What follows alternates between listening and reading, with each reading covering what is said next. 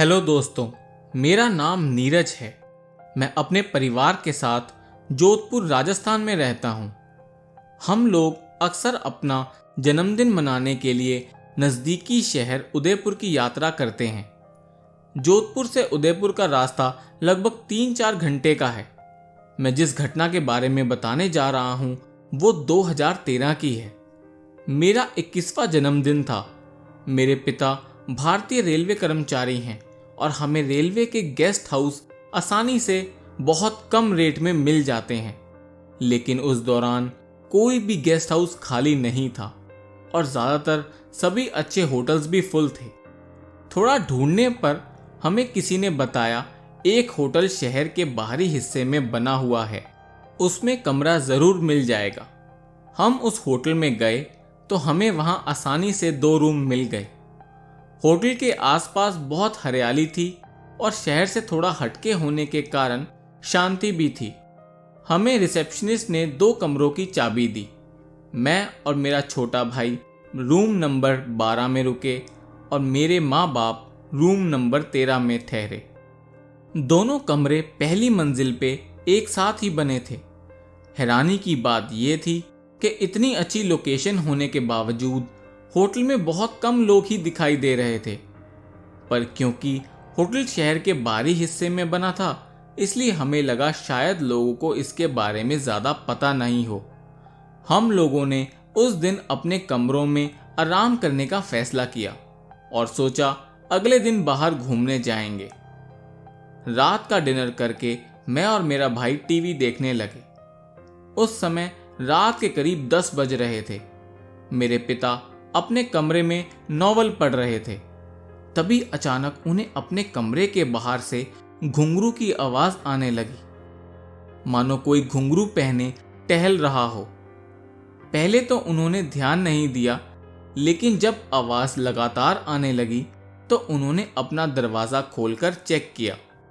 जैसे ही उन्होंने दरवाजा खोला तो आवाज उसी समय बंद हो गई और कॉरिडोर में दूर दूर तक कोई दिखाई नहीं दे रहा था। कॉरिडोर इतना बड़ा था कि कोई भी इंसान इतनी जल्दी वहां से भाग भी नहीं सकता था। उन्हें शक हुआ कि कहीं हम तो उनके साथ मजाक नहीं कर रहे। वो हमारे कमरे में आए और हमसे पूछने लगे कि तुमने कुछ सुना? पर हमारे ना कहने पर वो अपने रूम में वापस चले गए। उन्हें लगा शायद ये उनका वहम हो और फिर से अपना नॉवल पढ़ने लगे। लेकिन कुछ देर बाद दोबारा उन्हें उसी घुंघरू की आवाज कमरे के बाहर से सुनाई देने लगी। उन्होंने मां को नींद से जगाया और पूछने लगे कि क्या वो भी उस आवाज को सुन सकती हैं। वो आवाज मेरी मां को भी साफ साफ सुनाई दे रही थी। उन्होंने एक झटके में कमरे का दरवाजा खोला, लेकिन इस बार भी बाहर कोई नहीं था और आवाज दरवाजा खुलते ही बंद हो गई। अब वो दोनों थोड़ा घबरा गए थे। वो कमरे में आए और एक दूसरे से इस बारे में बात कर ही रहे थे कि उन्हें घुंघरू की आवाज फिर से आने लगी। पर इस बार आवाज कमरे के बाहर से नहीं, कमरे के अंदर से आ रही थी। वो दोनों तुरंत कमरे से निकलकर हमारे कमरे में आ गए। उन्होंने कमरे में आकर हमें इस घटना के बारे में कुछ नहीं बताया और बोले कि अकेले उनका मन नहीं लग रहा था, इसलिए एक साथ ही सोएंगे। वो रात हम चारों एक ही कमरे में रहे। मेरे पिता पूरी रात उस डर की वजह से सो नहीं पाए। अगले दिन सुबह उन्होंने अपनी तबीयत खराब होने का बहाना बनाया और घर वापस चलने को कहा। हम सब उसी दिन बिना बर्थडे मनाए घर वापस आ गए। फिर कुछ दिन बाद उनकी बात अपने एक दोस्त से हुई जो उदयपुर का ही रहने वाला था। उन्होंने इस घटना के बारे में बताया तो उनके दोस्त ने जो बात कही उससे मेरे पिता का शक यकीन में बदल गया।